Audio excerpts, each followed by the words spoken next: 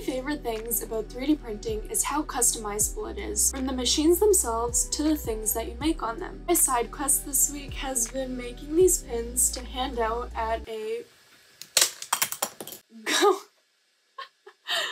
They popped a lot more than I thought they would. But I'm making these pins to hand out at a Go Code Girl event that's being held at my local university. Things like this are super easy to design and make in CAD and can serve as a promotional material for an event or business, or even an Etsy shop on its own. The nice part about making these pins is that aside from obviously the printer and the filament, you really don't need many other materials other than your pin backings and some kind of super glue or two-part epoxy to obviously bind the backings on the pin.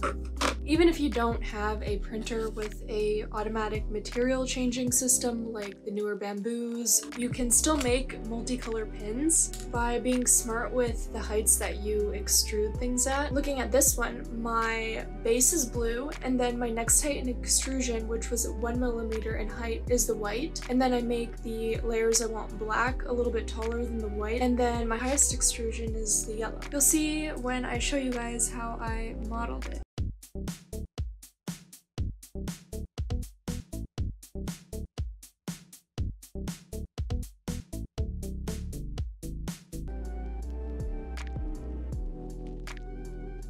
I get my backings off of Amazon, and they're fairly cheap for like a pack of 100, and I tend to get the ones with the metal backing and the rubber stopper.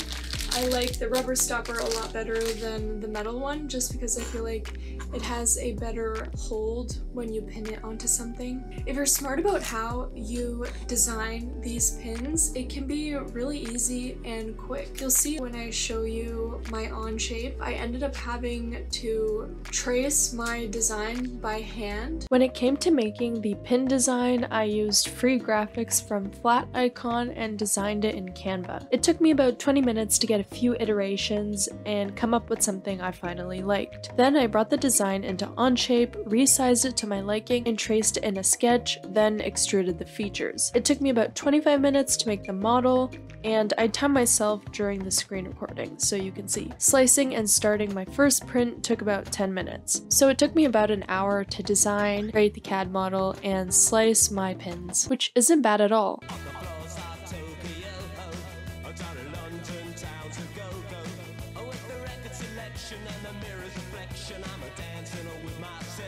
But some other tricks that you can do is if, for example, I used a model in Fusion. Fusion takes SVG files, which are essentially the outside of all of your shapes.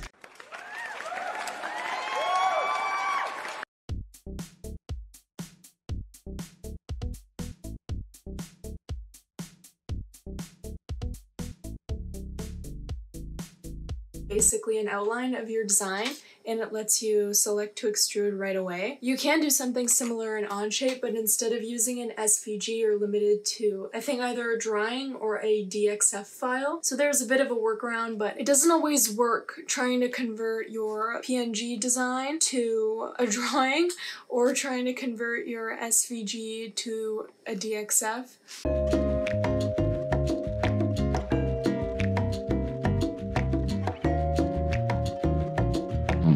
If you want to skip 3D modeling altogether, I think you could take advantage of the Convert Image tool in Cura. Just make sure your design is grayscaled. Basically, what Cura does is you import an image and then associate how thick you want the image in terms of height and which grayscale colors will be associated to which height. For example, darkest gray is the lowest depth or is the highest depth in terms of extrusion. After converting your image in Cura to a 3D model, you can actually save it as an STL file and then bring it into Bamboo Studio to slice as a multi-material print, which is exactly what I'm showing in this clip. It does look a little bit weird in terms of the bottom layer, but when I slice it, that rectangular area goes away.